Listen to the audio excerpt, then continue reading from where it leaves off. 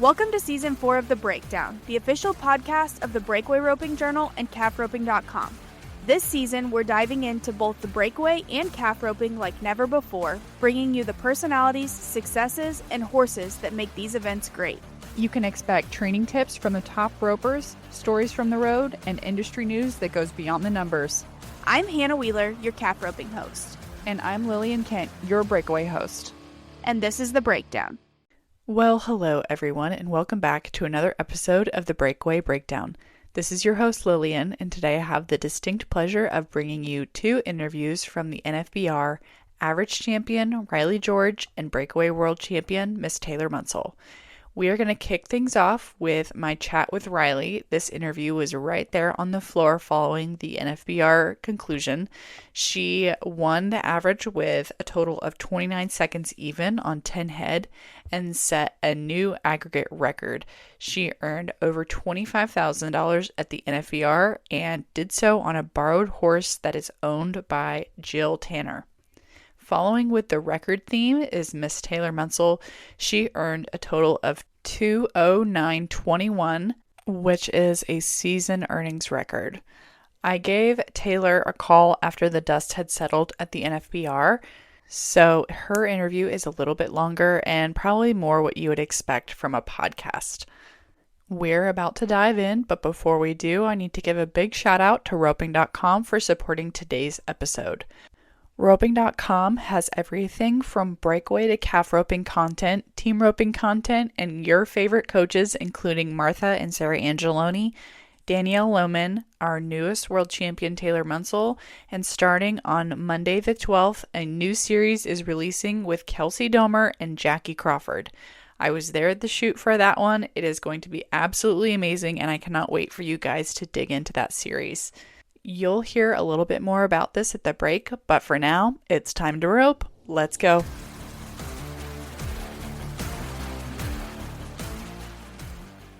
Did you come in thinking I'm going to win the average?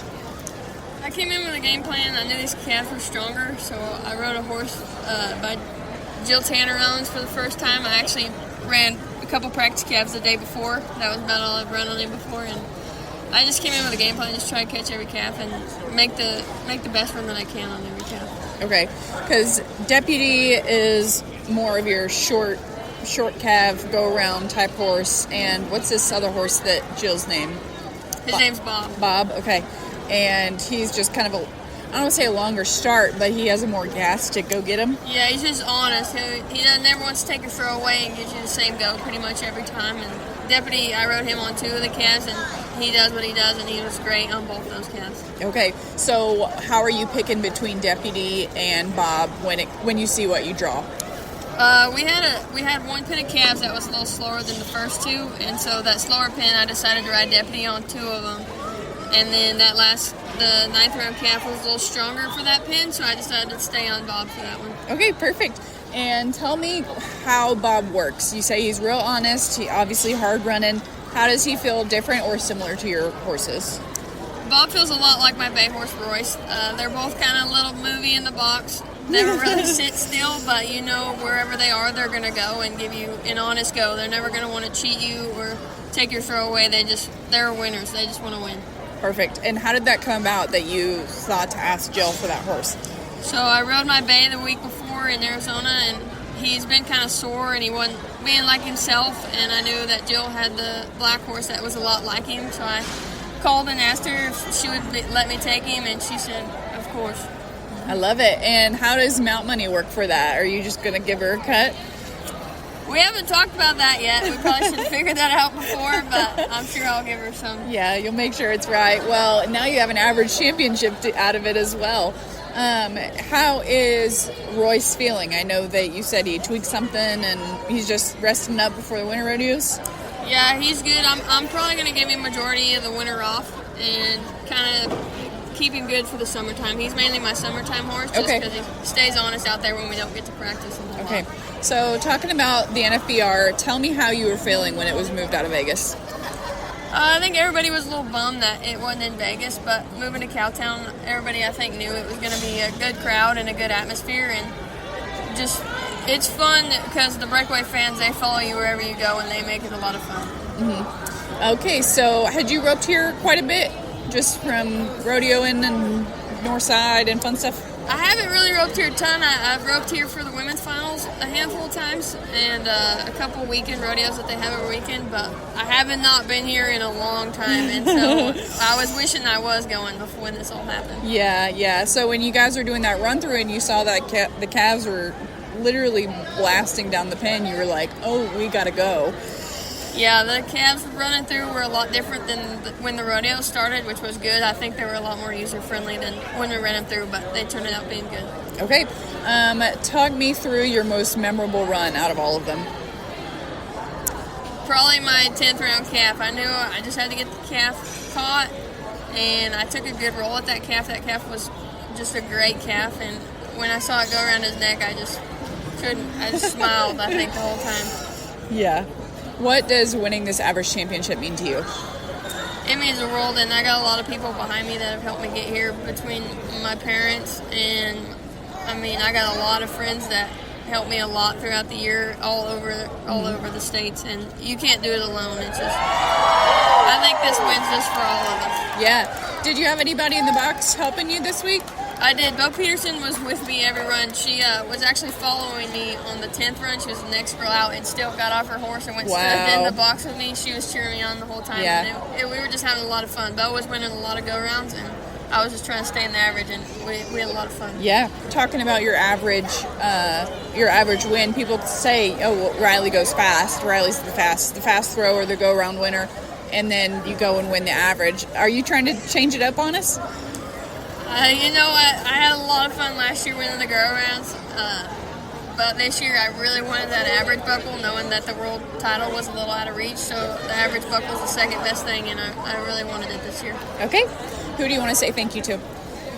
I just want to say thank you to my mom and my dad and my stepdad. They just keep me going down the road and keep me roping sharp, and Kim and David Key and Roxy and Rocco, they help me tremendously. They take care of the horses I leave behind, or they're getting one ready for when I get back. And Jill Tanner for lending me that horse. I could go on and on, but just everybody that helped me, I just appreciate them more than they know. Sounds good. Congratulations. Thank you.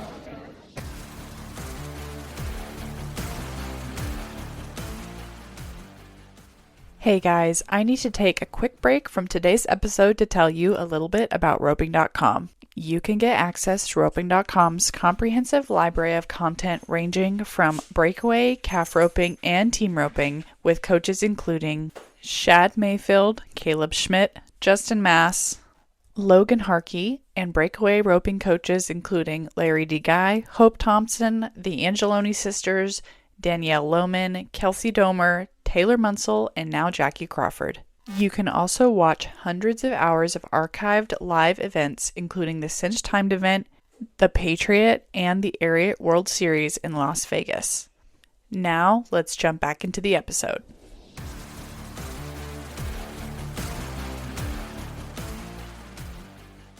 Well, hello, Taylor. I'm happy to hear that you're feeling a little bit better after the sickness snuck up and grabbed you after the holidays. Yes, thank you. Yeah, luckily it waited until everything was over with. Yes. Well, and this is the perfect time of year to get run down, especially considering, being in Vegas with all the germs, and then you guys were running all over the country for breakaway things. So glad it waited. Yes, yeah, me too. Okay, so what's on the docket here in the next few weeks? I know we have the rescheduled Prairie Circuit Finals, but I don't recall quite when that is. Yes, so those are rescheduled into January in Pahuska. For me, it goes San Diego, California for the rodeo at the Padres Stadium. That is, I believe it's like the 17th and 18th, and then the next weekend after that, I'm up at Fort Worth, Sunday, Monday, and then the next weekend will be the Prairie Circuit Finals. So, yeah, not too long, and things get very busy again. Okay, so you're just getting over your little bug and keeping the horses legged up and hit it hard again. Yes, yeah. I actually, all my good horses, I give them, as soon as we got home from the finals, I given them a break, and I just got start exercising them again today and getting them in shape and rode, and then start roping some on them. Yeah, so they got like 2 weeks off-ish. Yeah, not quite as long as I would have liked for them to have, but at least they got a little time off. I know, but you have such a great team of horses that, if one of them's needing a break, you have enough horses that you can ride something else. Yeah, yep, for sure. And yeah, I didn't have to take much of a break as far as practicing, because I still have Goon and the new little horse Vegas, so I was able to rope on them the whole time while my others were getting a little bit of rest. Right, right. So we have Ray, Colonel, Monster, Goon, and Vegas. Yes. Okay, that's quite the string. Are you just Yeah, collecting them at this point? kind of that way, yeah. You're It sure like, seems like it. I just like the good ones, I guess. I'll just make some more. Yeah, they've all kind of got their spot right now, so it works out well. But Monster and Ray are both getting older, so it is kind of nice to have some younger ones that are coming in that I'll be able to jackpot on and get with before I have to worry just about going straight to pro rodeos with them. Yes, for sure. You could always pull out Monster if it was a closer one, and Ray obviously, won Reno on him last year, so he can still Yeah, handle the I big know. stuff. That's what we said. He said even if I retired Ray this year, he'd still have to go to Reno. Oh, I know, because He's he's done back to well at back champ. Reno. Yeah, that's kind of his jam. Yeah, But yeah, it's kind of nice. It makes for having a lot of horses right now to keep up with, but it is nice to have them kind of overlapping where I'm not forced to haul one that I didn't feel quite ready to haul. right, right. And I saw that Goon got some reps. I think you posted that he went to a ranch rodeo. Oh yeah, yeah, he did. He went to a ranch rodeo. We actually won the ranch rodeo, and he did really good. Oh my But I think gosh. after all that excitement, he was like, okay, maybe this rodeo and stuff ain't so bad. It's not near as scary as I thought it was. Oh, okay. I was wondering, if he thought that after being a ranch rodeo horse, he thought Breakaway was pretty easy and he's Yeah, yeah, being more grateful for his job. he is. I think he's much thankful for the event that takes about 3 seconds versus us taking about 2 minutes to do the doctrine. Right. He's like, what is going on? Well, we talked about what's coming up. We talked about horses, but the reason I called you today is to talk about your 2025 Breakaway World Championship. Has it really sunk in yet? It has now. It Mhm. took a little bit at first. It was so fast. It seemed like, we were running around so much and we were kind of run down by the end of the finals. And then we went straight into Christmas that it kind of kept us pretty busy, but it definitely has now. It's pretty exciting and I'm obviously very thankful for it, but it does also make me pretty excited to get the new year going.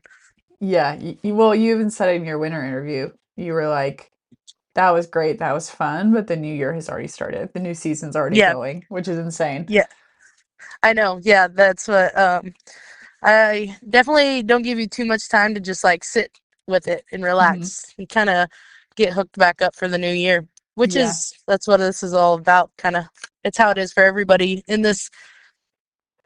uh in this world of rodeo. In the world of rodeo, the one that you picked Yeah, out of all the places. I like it. Well, and even the way the NFBR is set up, I mean, we've talked about it previously. There's not a whole lot of time to readjust and recalibrate and change, if you wanted to change your swing or tweak something or tweak equipment. I mean, it's like kind of NASCAR pit stop back there, I'd imagine. yes, it is so fast and it's hard to like even if you do discuss like with your help or something or you discuss changing something in between runs, you're going so fast to get ready again and get back down the arena and like run another one that almost kind of it's easy to like black out and forget what you just talked about you're going to try to do different because you Oh, don't get to put very much 100%. time into the thought process of it. Yeah, yeah. It would be really cool to be able to space it out, even to 3 nights like Kimes does. But that's Yes. just something that's going to happen with, you know, location, sponsors, schedule, all those fun things that I feel like Oh yeah. people like to complain, but then they don't always think about all the logistics that have to go with it. Yeah, there's so much. I learned through this whole move with us having to move last minute and stuff and talking to a lot of people that are on the boards in the WPRA and the PRCA and just everywhere. Like there's so much more that goes into it than we ever have any idea of. And something that I've learned kind of as gotten to know the ladies at the WPRA over there a little bit better, and Ann and them, is the level of effort that they put in. Even if it's not as good as it can be yet, they dang sure are trying. Yeah, and that's the thing is it's so easy to argue like, well, they should have done it this way or they should have done it that way, but if you really look at it, you can see it from both points of view. So, unless you're the one in that position, it's kind of hard to judge anybody on it. For sure. Well, we try our best. So, started off in the winter rodeos, obviously won Houston. Talk to me a little bit about your experience at Houston in 2025 and, maybe how it was different than previous years. Yeah, I for my pro rodeo career every year I think I got a little bit better, but my first few years pro rodeo and I could just not get it going in the winter for some reason. So this year I felt like had a way better mindset going into it and stuff, and it's kind of hard to say, but I almost have to credit that to how bad my NFBR went the year before. Every year that the finals ended good, I kind of was like, oh, it's just good, and I kind of left things the way they were. But after the 2024 finals going so bad, it was easy for me to go home and be like, we need to work on this and this and this, and like really put the time and effort into working on those things in my horse, and just a lot of things that I feel like I just gotten a little lax on, and just slowly over time had affected me, and it all come out unfortunately at the finals that year. So I definitely come home. I did a lot of slow work, a lot of pin work, a lot of work on myself, and it, I think, definitely showed in the winter rodeos that year. I rode my horse so much better, and I roped so much better. And then obviously confidence through the winter rodeos, the few rodeos we went to before Houston, and then Houston, I just had a tremendous amount of confidence going into that rodeo in my roping and my horse. I like it. And I don't specifically remember how the NFBR went for you in 2024. What about that performance were you not satisfied in? I caught 2 out of 10 calves. Oh, yep, that would do it. Yeah. So I was 20% catch rate there, and that kind of was the I don't know, the mental hey, you're not there yet, you haven't gotten there, you still need to be putting in a little more work than what you have been doing. Obviously was practicing and everything and doing the things, but maybe not being as mental with my practices as I need to be, about what exactly I was trying to accomplish every practice, and kind of got to going just through the motions. It's like, as the youth say, that get locked in or not. Yeah. So that definitely did a lot of that. And then just doing, right by Colonel, he's so athletic that I definitely have to do things right on him. Yeah, and you mentioned that in your winter interview at the NFBR this year, which was a 180 from your performance last year. Yes. But just talking about how feely he is and how athletic he is, and changed up some bits on him, which I want to talk about later. But just a big, strong horse with a lot of training on him. Yes, yeah, he is so strong and so athletic, and he doesn't ever do anything that you don't tell him to do, but he is so feely that sometimes you're telling him to do things that you don't really want him to do. So it's definitely keeping him for sure knowing his job. He's always thinking maybe a little too far ahead sometimes, and trying to guess what you're wanting him to do versus just kind of doing what he's supposed to do. So there's a lot of just making sure he's running all the way to his spot, and he's staying moving through my throw and letting me get my slack before he finishes and stuff like that. Last year before Houston, I did a whole bunch of pin roping on him, and I thought that was what helped him the most, more so than just making actual runs. Yeah, so just keeping him freed up and thinking forward and really keyed into you on everything. Yes. Yeah, and that is one thing he stopped so hard that I've come to the conclusion, and with the help of talking to other people and stuff, that stopping isn't our biggest worry. Obviously, I want him to be rating the calf, going to the calf. I don't want him just running wide open. But as far as finishing and cutting it off, I don't make very many runs where I ask him to do that anymore. Yeah, because he's going to lock it down when it Yeah, comes he time. knows. He knows. I Yeah, he like knows it. when it's time. I like it. Okay, so moving through Houston, you mentioned that, Houston, there's like that curse of you win Houston, you don't win the world, but you refuse to let that be your mindset in your 2025.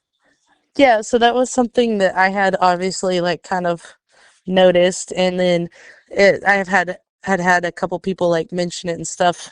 Um, Not talking down on me, obviously at all, but like saying that they thought I'd be the one to break it and stuff, and I was like, I cannot let this little thing define me because then it's going to go on to affect the others that come after me, Hmm. and that wasn't something I wanted to happen. Yeah. So yeah, that was definitely a big driving force. You're like, I have something I to work for here. did not want that to become a real thing where there was a Houston curse in the breakaway roping. Well, and you mentioned that you kind of try to break superstitions just in general. Yeah.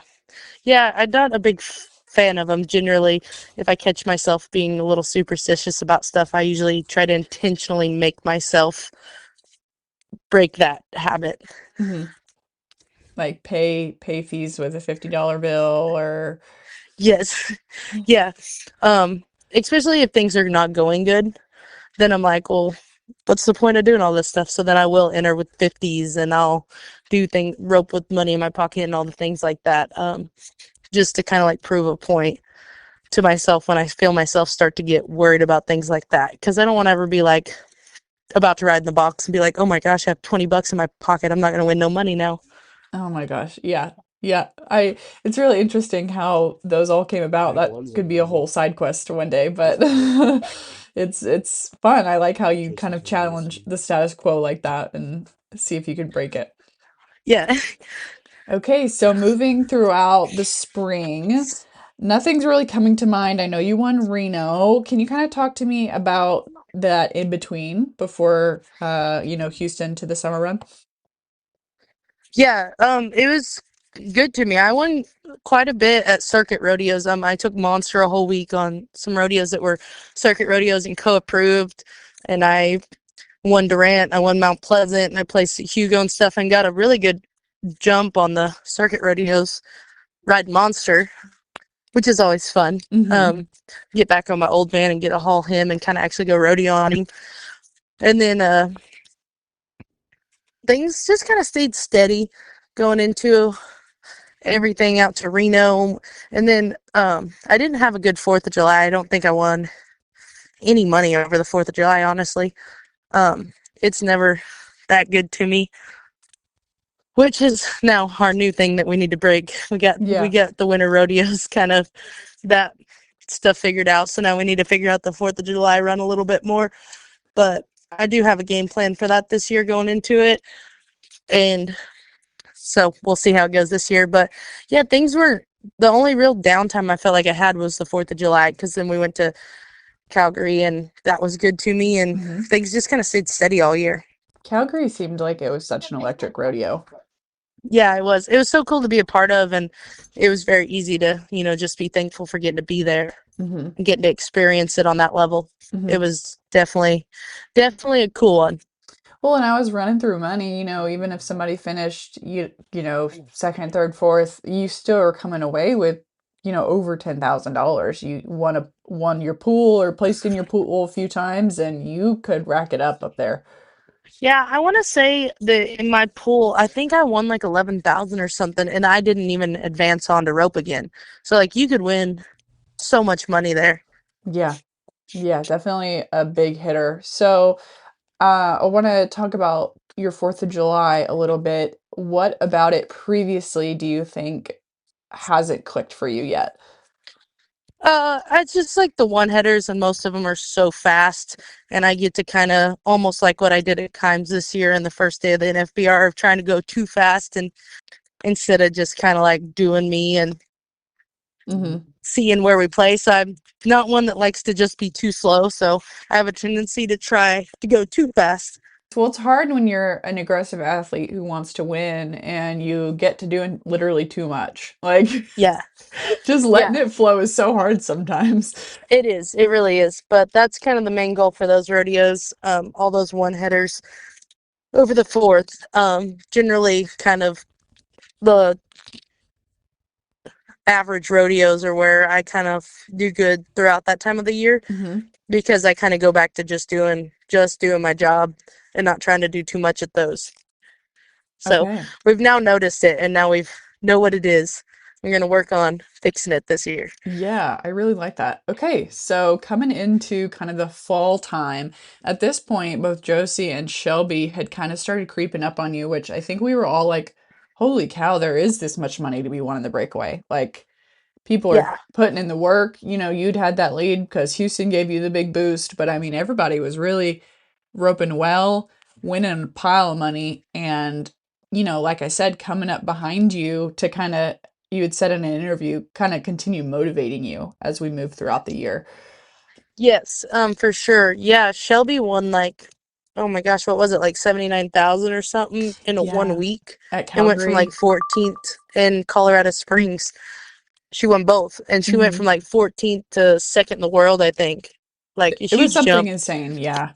It was a ton of money, and yeah, there's just so much money. Obviously, Josie, she wins a ton of rodeos throughout the year, and she won several good rodeos as well. But yeah, definitely, those there's so many girls that don't ever let you back down, but those two girls are definitely very fierce competitors, and uh, Hmm.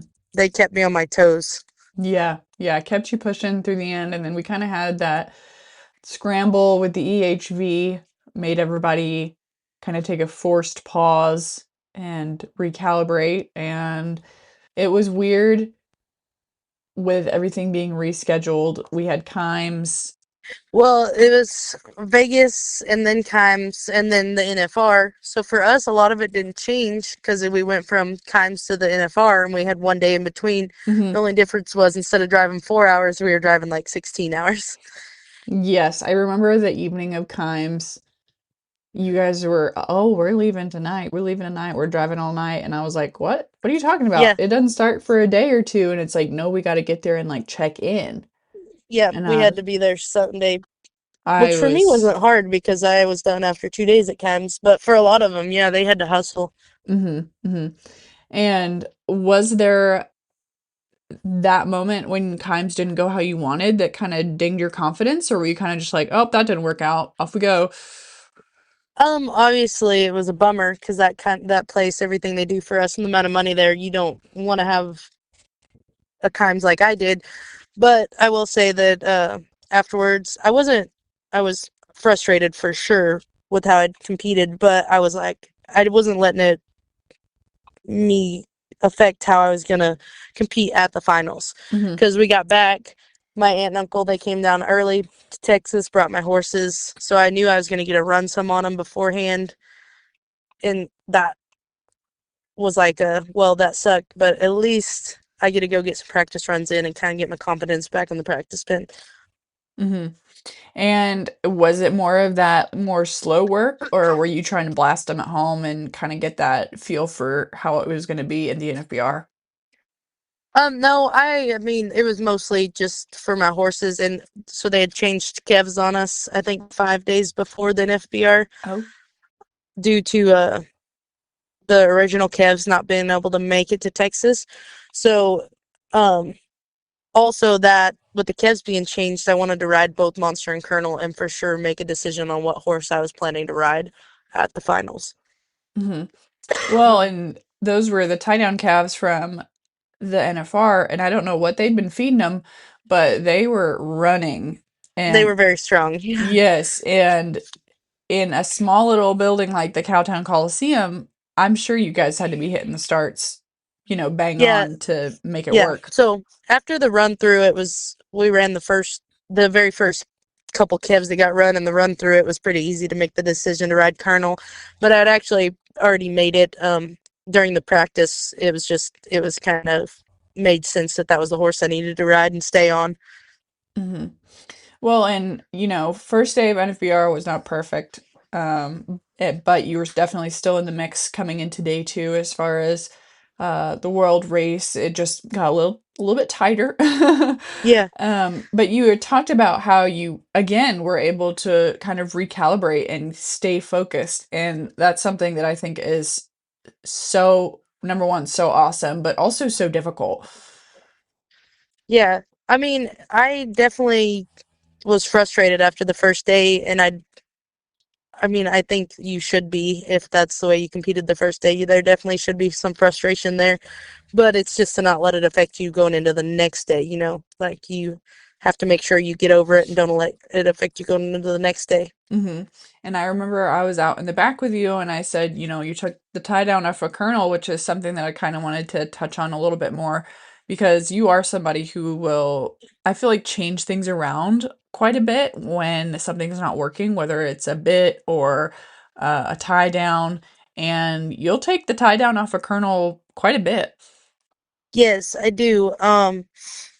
The reason I had originally had it on him was just the calves were kind of wild and the shoot and stuff, and the box had a little bit of movement in it, and he didn't really love that, and he was a little movie in the corner. So I just thought the tie down was a good thing to start with, and I don't think the tie down affected him any from the first day to the second day, but he doesn't need it, and it's just kind of a mental thing for him to know it's there. It's so long, it doesn't even really do anything, but I definitely do think that the second day was just you could just tell there was a whole difference about my demeanor, which I think reflected in my horse the second day. Just like this quiet confidence of like, we're about to go crush this. Yeah, we had no other option. It was either we were gonna do it or we were gonna go out swinging the second day. So hmm Yeah, that was one of the quotes that I loved from your interview. You said, you know, I'm not going to win the world. Basically, being meek, I'm going to win the world swinging for the fences. yes, I mean, and I definitely, yeah, that was a big deal for me. As I just wanted to I wanted to end the year confident in myself, not disappointed. hmm I like it. And so took the tie down off of Colonel and you put him in a lighter bit. I remember you saying, was it just like a kind of a straight mouthpiece or jointed port? It's so I went from a square hinge port that I've rode on him a bunch to it was a brand new bit I had just gotten from Tom Palmer, which he also made the square hinge port that I was riding, hmm but it was a new bit I'd gotten from him. I'd rode on Colonel like twice, once before going to Kimes, and then once right like when we come back from Kimes, and I practiced on him and I rode it on him. And it was just a floating port, real. I ride it pretty loose on him with a loose chin strap, and just not there's not a lot of bite there at all. hmm So is it kind of like a little spade that floats in the middle? It's a port, but it's just I don't even know how to fully It's like explain really it. It's like loose. not, yeah, it's loose on the bars. It's kind of connected with little rings versus being like an actual correction bit. The hmm port just kind of floats in their mouth and they can kind of hold it however they like. Yeah, kind of gives them something to play with if they wanted. Yes. But I was gonna say, like you taking your tie down off, you said that, you know, he doesn't really need it. It didn't really change anything, but it kind of goes back to your superstition beliefs. You know, if something's not working, you're gonna like throw it all away and say, you know, I'm gonna change it up because, you know, I can handle whatever, and this Yeah. superstition isn't gonna change something for me. And with that horse, I just know that horse, like, I mean, it didn't matter what headgear you put on him. Like, I know he can work outstanding in anything. So there was people that are like, why are you riding a tie down on him and stuff? And so I was just like, well, I'll just take it off then. We'll just fix it. Oh Just won't ride goodness. one. Yeah. And, like I said, I don't think that had much to do with how he worked the first day or how what happened the first day at all. But I mean, I will say he felt 100 times better the second day. Yeah, yeah, but that, you know, goes back to what you said about your demeanor being different, because I think so much of our energy and our intentions channels down into them. Yes. So you had said that you were not doing the math as the finals went. You were just kind of gonna do the best you could, rope the best you could, and win as much money as you could. Yes. When did you know that you had the world won? When they announced my name after it was over. Oh wow, so you like caught your last calf and you didn't even know if that was enough? I didn't know, no. Oh my gosh. Yeah, so they held you in the back there and, Dark House Spotlight from Yeah, Alva, Oklahoma. I was unbooting my horse, so I guess I was unbooting my horse and stuff like that, and then they come back and they grab me and they're like, "Hey, we need you up here." And I was like, "What for?" And they're like, "You won the world." And I was like, that was when I knew. So when they come and grab me, which was right before they announced me in the arena. Oh wow. I can't even imagine the emotions, especially knowing how many of your friends and family were there. I mean, that place was packed. Yeah, I had a huge group of supporters there. That is for sure. And I think most of them knew. I guess a lot of them were obviously doing the numbers in the stands and stuff, and uh also, I guess it was announced maybe on Cowboy Channel before in the arena. Okay. So it had gotten announced on Cowboy Channel, and people that were at home watching were just texting my family, like congratulations and stuff. Oh. So they all knew, I guess, before I did. I guess I was like the last person to find out. Well, it's okay. You found out eventually and got the world champion saddle and all the goods that go with it. Where are you putting the saddle in your house? Right now it is sitting right in front of the TV. The perfect place for it. Yeah, it hasn't been moved yet. It's sitting on a rack right in front of the TV. Is there ever, a moment you think you'll throw it on Colonel and just let him wear it for the sake of wearing it? You don't have to ride it, but Yeah, we've talked about it. I haven't yet, but I do have plans to. Obviously, I think he should get to see what it fits like once at least. that is so cool. I love it. And he's been such a big part of your journey and a line of horses that have all done a lot for you. Monster, Ray, now we have Colonel. You have more coming up, and they've all played a different and unique part. Yes, yeah, they've all been a huge part in it. I mean, there's not one piece of the puzzle that wasn't needed to get me here. Mm-hmm. Mm-hmm. Pretty fun. Get to look back on it and reflect but now it's 2026 and we got to go again. Yeah, yeah. Okay, so how are you getting ready for these next few events coming up? We have San Diego first. Um, Obviously, just right now, the main deal is to get my horses in shape again. They didn't have too much time off, so they obviously are not out of shape, too much out of shape, and they were getting turned out so they could run around on their own accord.